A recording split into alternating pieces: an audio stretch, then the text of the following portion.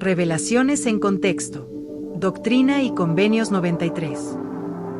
Himno de Enoc. Desde finales de enero hasta abril de 1833, José Smith y otros 15 o 20 hombres asistieron a la escuela de los profetas en la tienda de Newell Cavitney en Kirtland, Ohio.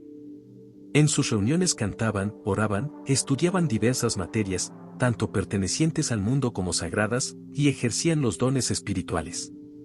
Durante una de aquellas sesiones, que tuvo lugar el 27 de febrero, el mismo día en que se reveló la palabra de sabiduría, David W. Patten fue inspirado por el Espíritu Santo a cantar un himno en una lengua desconocida.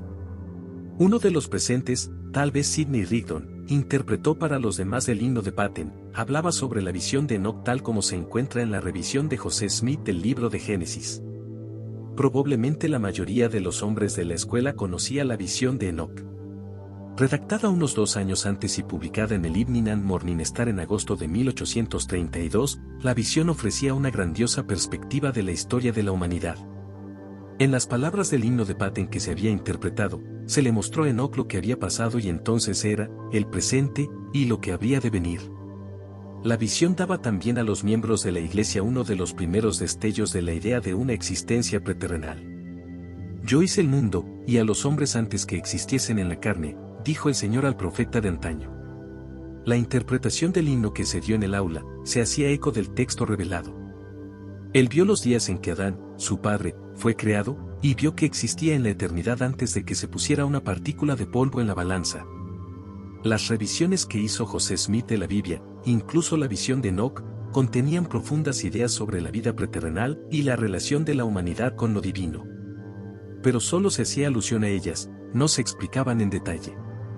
En el himno que se interpretó, podemos percibir la emoción que esos primeros miembros de la Iglesia sintieron al contemplar lo que aquellos indicios podían significar. Pero solo podemos imaginar las preguntas que esos indicios pueden haber sembrado en la mente de José Smith y sus compañeros de la escuela. Preexistencia. El 6 de mayo, solo unas semanas después del aplazamiento de la escuela con motivo de la temporada estival, José Smith recibió una revelación en la que ofrecía más detalles acerca de la existencia preterrenal.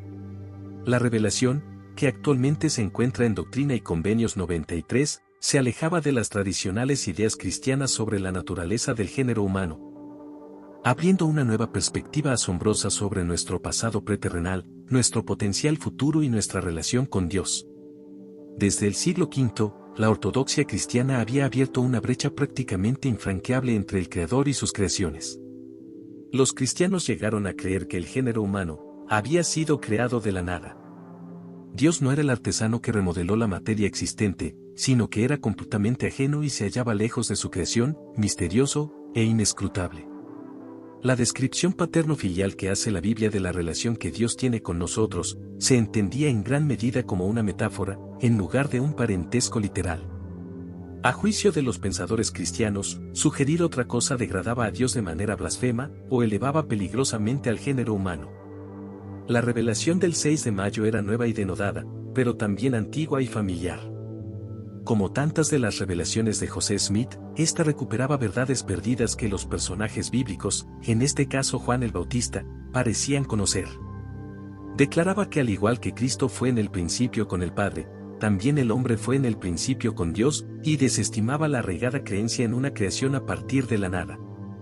La inteligencia, o sea, la luz de verdad, no fue creada ni hecha, ni tampoco lo puede ser. Naturaleza eterna. La revelación proporcionaba verdad adicional acerca de Dios y la naturaleza humana, y se hacía eco tanto del texto del Libro de Mormón, como del himno de David Patten.